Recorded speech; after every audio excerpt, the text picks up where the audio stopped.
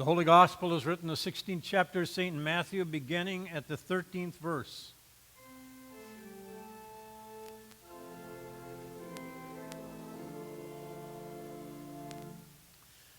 Now when Jesus came into the district of Caesarea Philippi, he asked the disciples, "Who do people say that the Son of Man is?"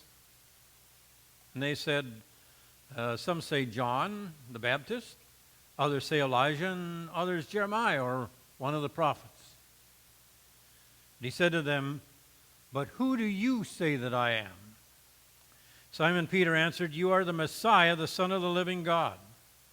And Jesus answered him, "Blessed are you, Simon, son of Jonah, for flesh and blood has not revealed this to you, but my Father in heaven.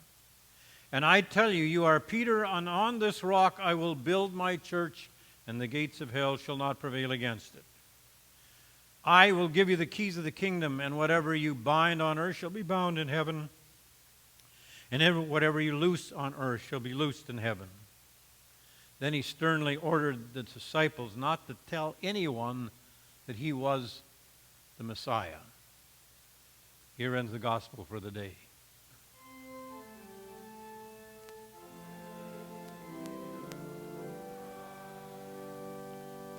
Please be seated.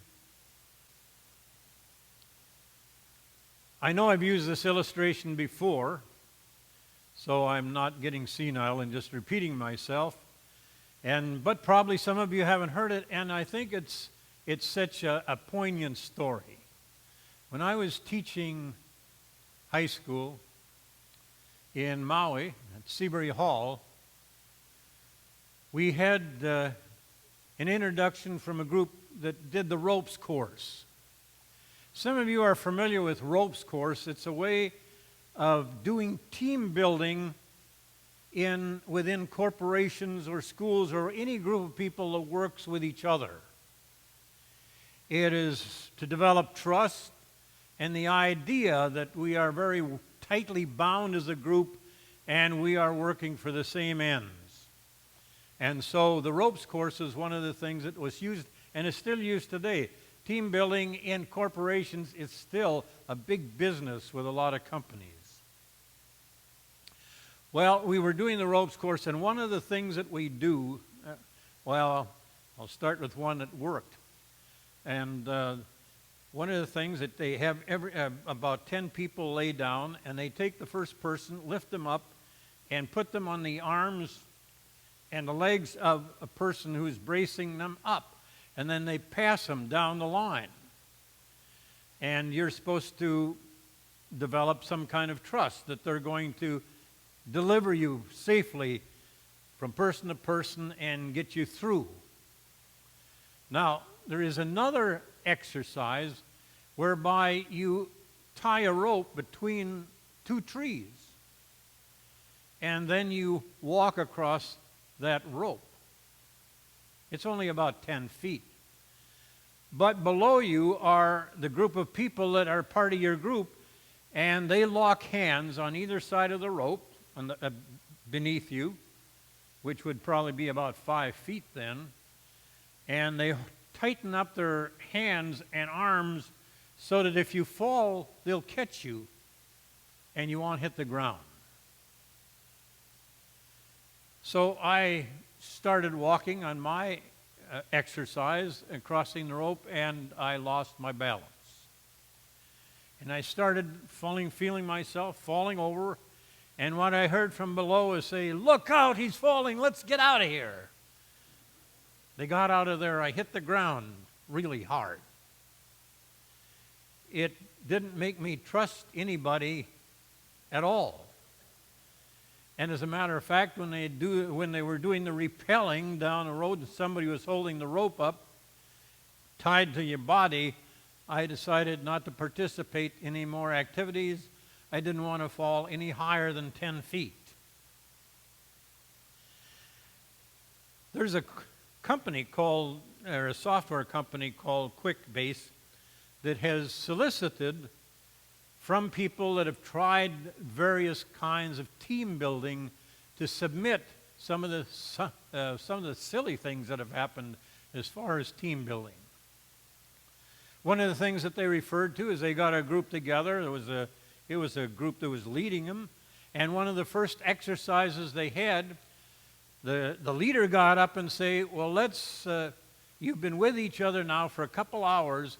I want you to look at somebody else in the eyes and tell them what you don't like about them, what you find offensive about them. Well, you got to develop a certain amount of trust in each other before you start doing this. It's not something you do off the bat. Probably not something that's good in team building at all anyway.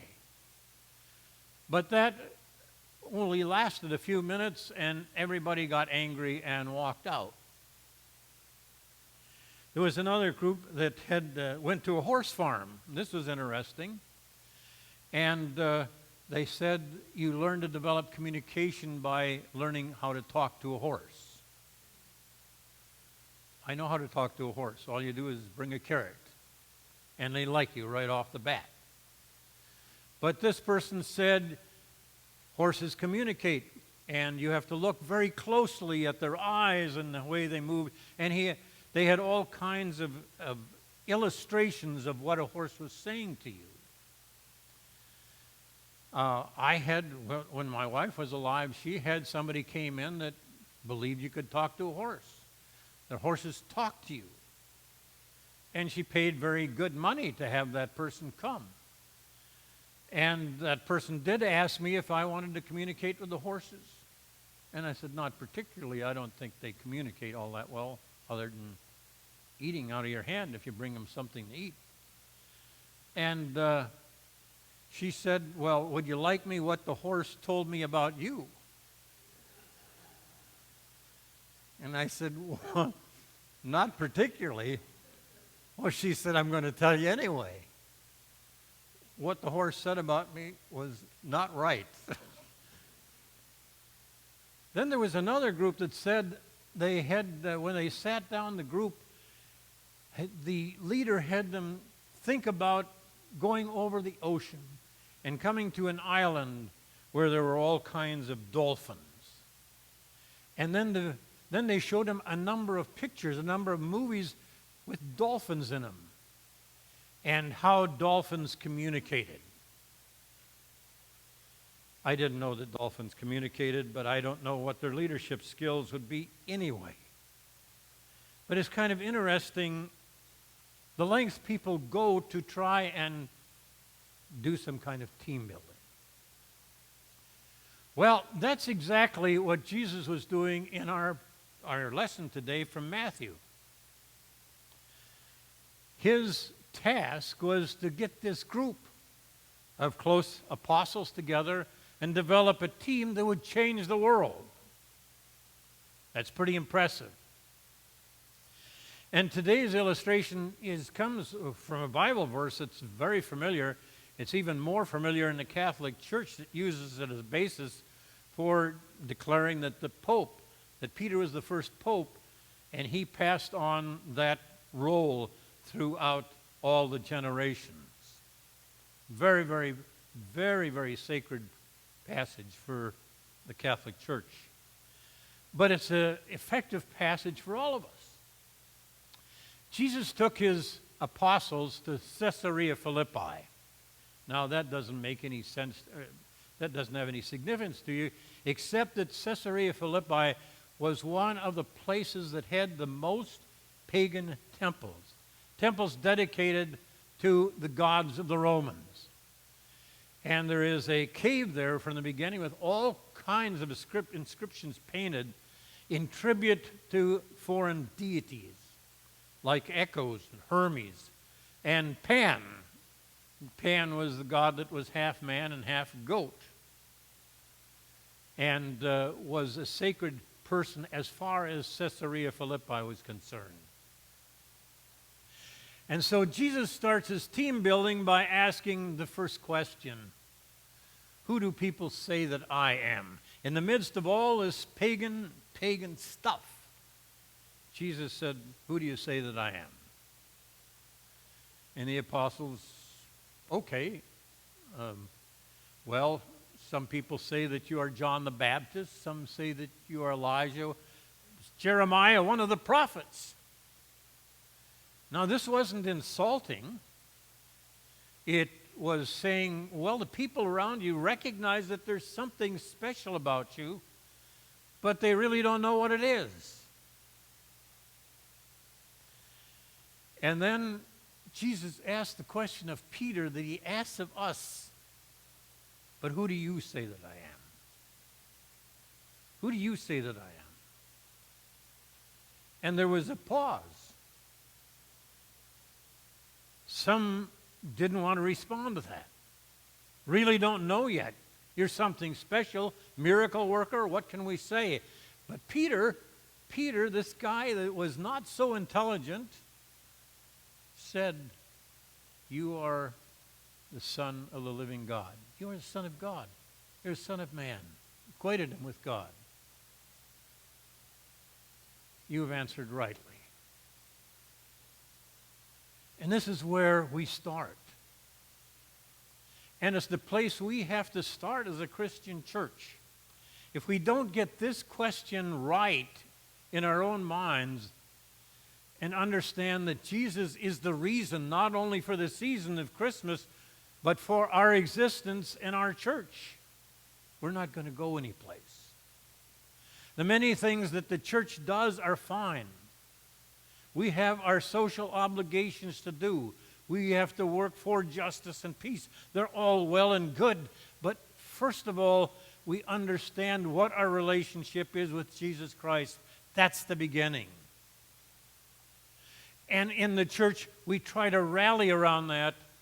And how do we create an atmosphere in which people feel closer to Jesus, and everything else follows after that? So ask yourself, really, what is my relationship with Jesus Christ? That's a thing that you ask over and over again, because it is the beginning of building a strong team, both in your life, in your family, and in your church. Then the second thing, Jesus said, well, I'm going to build an organization. I'm going to build my church. He said to Peter, you have answered correctly, and upon this rock, and we say in the Lutheran Church, upon Peter's confession, Catholic churches we built it on Peter, but I'm going to build my church, my organization, my group of chosen people. And he calls us special. And I think that's important for you to know.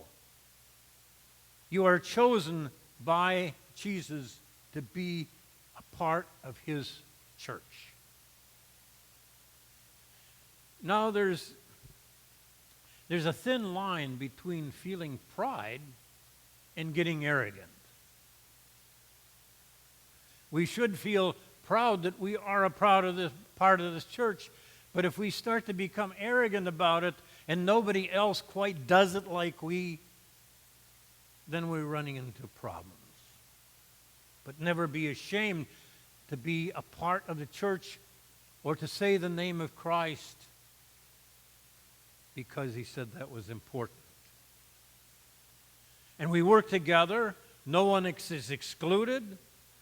We came for others as a response to God's love, not because of some saintly thing that we have achieved.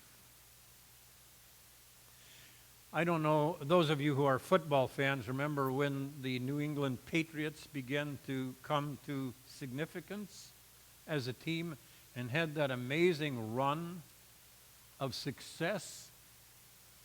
I don't know if you remember, but the first year that they made it to the Super Bowl, one of the big pageants of that Super Bowl event was to call out the teams and call each one by name. And Bill Belichick and Tom Brady made news by saying, we don't want to do that. We are not individuals. We've come out as a team.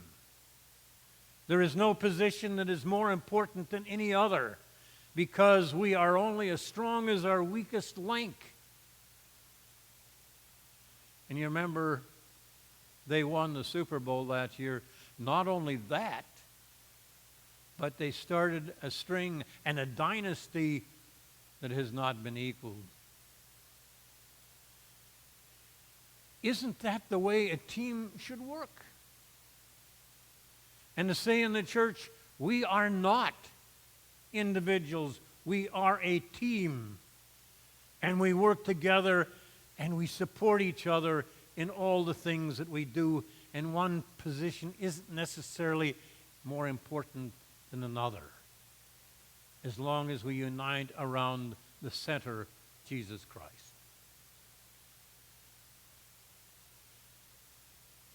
First thing in team building in the church, find out if you're really centered on Jesus.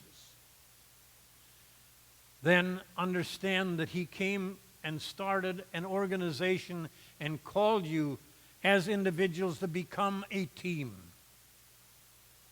to witness to Him and be a significant factor in showing others what it means to be a part of this group. The third thing in team building that Jesus did was gave an overwhelming promise. You see that in the text? The gates of hell shall not prevail against the church. Now, isn't that encouraging in the time of the pandemic, when it seems like we're losing our bearings completely, and churches have been ordered to remain closed and then limited in what they could do? But what Jesus was saying is, if you're a part of this team, we are not bent for failure. And the church will not fail. Sometimes I worry about that. I worry about the future of this church. Worried about the future of the church as a whole. It's important to be a part of this team that is committed to Christ, that works together, and to say, God has promised us that the church will prevail. In this country, we see the numbers going down. We see attendance going down. We see contributions going down. And it gets scary sometimes. But the promise of God is, if you stay faithful, you will not fail. And the powerful Patriots had that season where they lost, 4 or 5 of the first 6 games. They said it's over. The dynasty is over. And I remember the talk that the coach gave to his team. We are not a group of losers. Yes, we failed, but every team loses some. We lost a disproportionate amount the first few weeks. But if you start thinking yourself as losers, you won't make anything of yourselves this year. You might as well give up and go home. And that's what we got to say as a church. We're not a group of losers. We're not going to close. We're not going to limit our witness to the community. We're going to be on because we are part of God's chosen people. And so as we walk away this morning, I want you to think this week about team building. To refigure yourself as part of this important group that Jesus came to live and die for, who is the center of your life. And as we look toward the future and try to develop new programs, and I know the ladies are working on some new programs, and that's exciting. Any program that we start or try or experiment with has got to be supported because we are a team. There are all kinds of things we could do to try and do phony things, to try and convince ourselves we're a team, but we've got to feel it. We've got to feel a part of this group. And we've got to believe in the promises of Jesus, just as he did team building. In our Romans epistle this morning, it talks about we're all one. We are all one body in Christ. And individually, we are members of one another. That's beautiful prose, isn't it? We have gifts that differ according to the grace given to us. Prophecy, in proportion to the faith, ministry and ministering, teaching and teaching, the exhorter and exhortation, the giver in generosity, the leader in diligence, the compassionate in cheerfulness. Those are all positions in the church, a part of the team. Let's continue to build a winning team. Amen.